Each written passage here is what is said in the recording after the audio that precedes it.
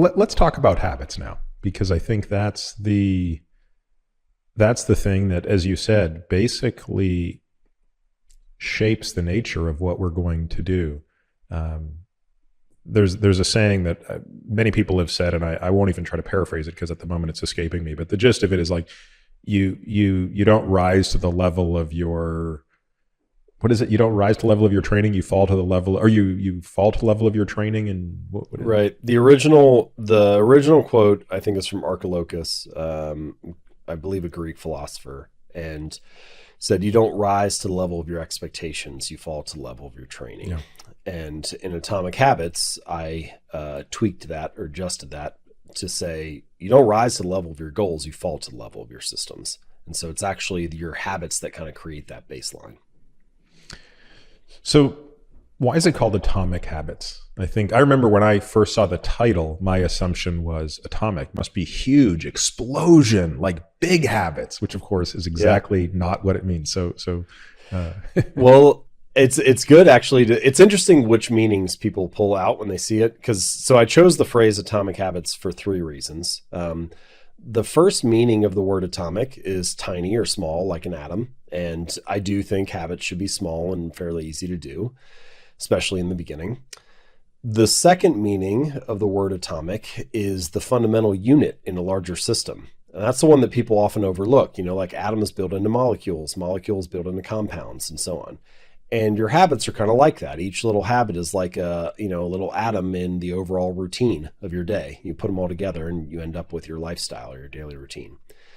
And then the third and final meaning is the one that you mentioned, the source of immense energy or power.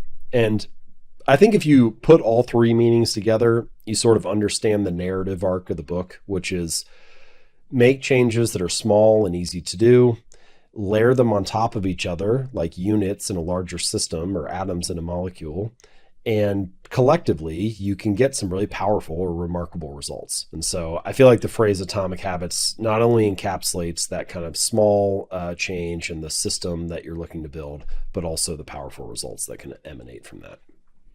So you talk about 3 different types of change, right? There's sort of the outcome change, the process change. We've touched on a little bit of those, but the one we haven't really touched on is this identity change. And that was something that when I read your book really resonated, because it provided, I think, a very decent explanation, at least for why exercise comes naturally to me, which is it's so hardwired into my identity, and why maybe certain other habits I've tried to create over time don't come easily to me because I haven't fully identified with them yet. So explain a little bit what, first of all, expand on that, but also how you kind of came to realize that.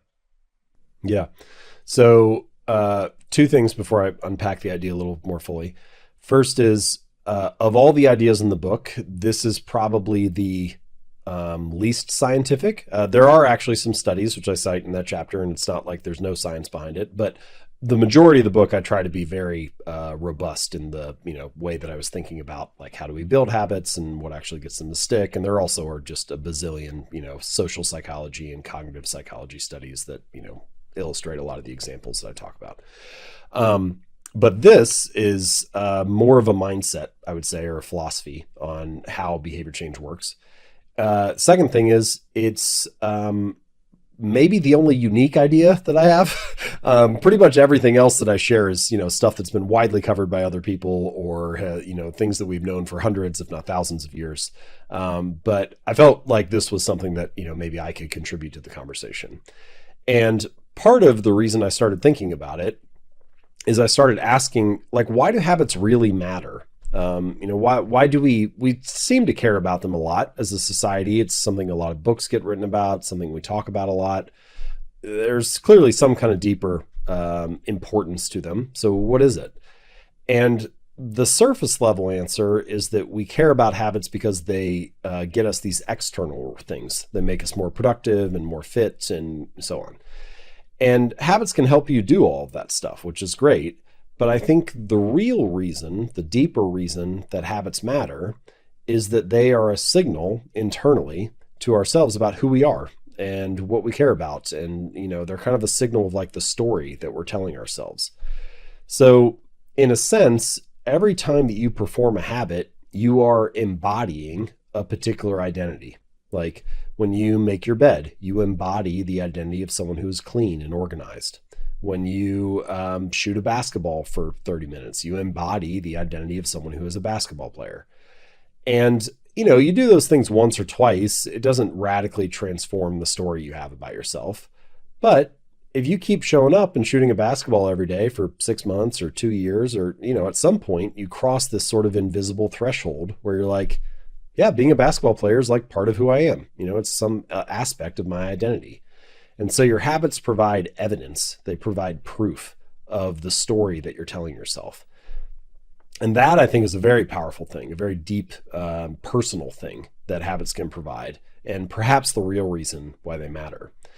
So to come back to your question about process versus outcome versus identity and kind of how we change, usually when people set out to make some kind of change, they start by thinking about the results or the outcome that they want. So they say, I want to lose 40 pounds in the next 6 months.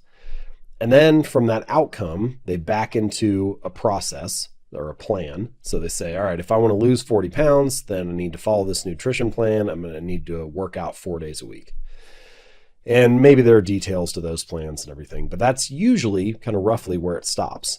And then the assumption is if I do those things and I lose that weight, then I'll be the kind of person that I want to be. And the argument that I try to unpack in that chapter is, what if we worked backwards from this? What if instead we said, who is the type of person I wish to be? What is the identity that I'd like to have? And in fact, we could even ask, like, the person who has that identity, what kind of habits would they have? And then we use that identity to inform the process, the habits, and we let the outcomes come naturally. And there are a variety of examples of this. One reader of mine, she lost a bunch of weight. I think it was 110 pounds in total. And she's kept it off for over a decade. And the question that she sort of carried around with her as she was starting her weight loss journey is, what would a healthy person do? And that's very much aligned or oriented with that identity piece. It's like, okay, would a healthy person take a cab, or would they walk 4 blocks to the next meeting? Would they order a salad and chicken at lunch, or would they have a hamburger and fries? And she could just kind of carry that question around with her to every context she was in and make a choice that she felt like aligned with the identity that she wanted to have, rather than worrying necessarily about, something specific like the number of macros she's getting or, whatever. Now, I should say, I think it can work both ways. Like, I count my macros and it works really well for me. But I think that's partially because it aligns with the identity that I already have. And if you don't have that shift in internal story yet, it's hard for the behavior to follow suit. Like imagine you went up to 2 people and you said, hey, would you like a cigarette? And the first person says, oh, no, thanks, I'm trying to quit. And the second person says, oh, no, thanks, I'm not a smoker. Now, technically, they've done the same thing. They both turned down the cigarette. But the second person kind of has signaled a shift in identity change. Like the first person is trying to be something they're not. No, thanks, I'm trying to quit. And the second person is saying, I'm not a smoker. It's just not something that I do. And I think once you get to that stage, that shift in identity, you're in a much more powerful place from a behavior change standpoint, because you're not even really trying to change anymore. You're just acting in alignment with the type of person you see yourself to be. So we can talk about ways to do that, but that's kind of the quick version on identity versus outcome. Tell me what you think the difference is in identity between the woman you gave the example of and, say, yourself. So you're both striving to the same objective, which is a healthy weight, but she accomplished it by focusing on what would a healthy person do in this situation. You accomplish it, again, just pertaining to nutrition at the moment, presumably by saying, I don't know what your macro goals are, but these are the aspirations that I have, and I'm going to stick to these. So tell me a little bit about the difference between those approaches, and how can a person know which will be better for them outside of just empirically trying them both? Well, I think in this particular case, the primary difference is I had an internal story, or have an internal story that I am a healthy person already. And so just doing things that are aligned with that, like counting macros, feels totally fine. Whereas for her at that early stage, she did not feel that way and did not genuinely believe that about herself. This is also, I should say, it's possible to have an epiphany and to change, cold turkey, or to just flip a switch and suddenly start acting in a different way. I do think it's possible. I think sometimes people have experiences like that. Ironically, I think it rarely happens with some kind of bolts of lightning insight. I think one of the most common ways it happens is by reading books. I think people will sometimes read a book that really changes their worldview, and they start to do things completely differently after that. You can imagine a bunch of nutrition examples, like somebody reads a book that convinces them that, carbs are the devil and the grain is terrible. And all of a sudden the next day, like, they want to throw out all the bread in the house, and, it's very, very quick switch has been flipped. So I do think it's possible. However, I don't think that changing through an epiphany is a very reliable way to change. And I don't know that it's something you can bank on or can plan around or strategize for. It might happen to you a couple times in your life, but I don't think that it's an efficient way to try to build a new habit. So if you can't change or hope to change through an epiphany, then what are your options if you want to change your identity? And I think the best avenue that you have is to cast votes with your actions. So in a sense, every action you take is like a vote for the type of person you wish to become. So no, doing one push-up does not radically transform your body, but it does cast a vote for, I'm the type of person who doesn't miss workouts. And no, writing one sentence may not finish the novel, but it does cast a vote for, I'm a writer. And I think this is like a meaningful difference between my approach, or what I recommend, and what you often hear. Like, you often hear something like, fake it till you make it. And I don't necessarily have anything wrong with fake it till you make it. It's asking you to believe something positive about yourself, but it's asking you to believe something positive without having evidence for it. And we have a word for beliefs that don't have evidence. We call that delusion, right? Like, at some point, your brain doesn't like this mismatch between what you're saying and what you're actually doing. And so, to bring it back to your question about my friend who lost all this weight, I think you have to genuinely believe that story about yourself in order for the actions to start to feel aligned. And what do you do if you don't genuinely believe you're a healthy person, or don't genuinely believe that I'm the kind of person who would track my macros or whatever? Well, I think you have to start with these very small habits. You have to start by proving it to yourself in some little way. Maybe it's just that you did walk the 3 blocks to the meeting and didn't take the taxi. Or maybe it's just that you did order a salad for lunch and not a burger and fries. And none of those things individually are going to change your body or even the story right away. But if you keep casting votes for that behavior and keep casting votes for that identity, then eventually you get to the point where it's like the basketball example. You kind of have to admit that you're a basketball player because you've been shooting hoops for the last 2 years, and like, this is just part of who you are now. So I think that that's the primary difference between the two of us, is that I already kind of had that story, and early on she didn't. Now she does. So who knows? Maybe now she could just track her macros just as easily or even easier than I can. I don't know. Yeah. I wonder how that process changes in this person after 10 years. I mean, most people understand that losing weight is actually not that hard, but keeping weight off is exceptionally hard. So what your friend did, yes, losing 110 pounds is remarkable, but the fact that she's kept it off for a decade is actually what's remarkable.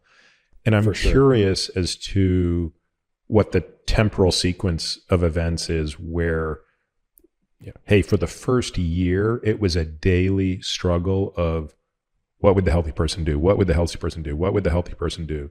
And at some point that transitions into, I'm a healthy person, this is what I do. I'm a healthy person, this is what I do. And then it becomes so autonomic that you can even slip up for a day and it feels wrong. Like it's like, oh God, that cotton candy is horrible. Like, I don't ever want to eat that again. Yeah. Well, you said something similar to that a few minutes ago about how, like, it bothers you to not work out sometimes, you know. And Nir Eyal, who also has written about habits, has kind of a little measure for that, where he's like, his measure for whether it's a habit or not is, does it bother you when you don't do it? And I think that's a signal that it's kind of aligned with your identity. It's like, I kind of feel like I'm not being me if I don't do this. And to your point about it taking a long time, it can take much longer than you would think. I mean, my friend told me she had to lose 60 pounds before the first person noticed, before she ever heard anything from somebody else. Wow. And you know, that's a lot of weight and a long time to be working in essentially what feels like a vacuum. Feels like you're just doing it for yourself and no external feedback from the world. So, you know, this comes back to a lot of the things we've already talked about process and falling in love with the system. And, you know, there are a lot of things that go into it, but it definitely is an internal journey, and it definitely will take longer than you would imagine in a lot of cases.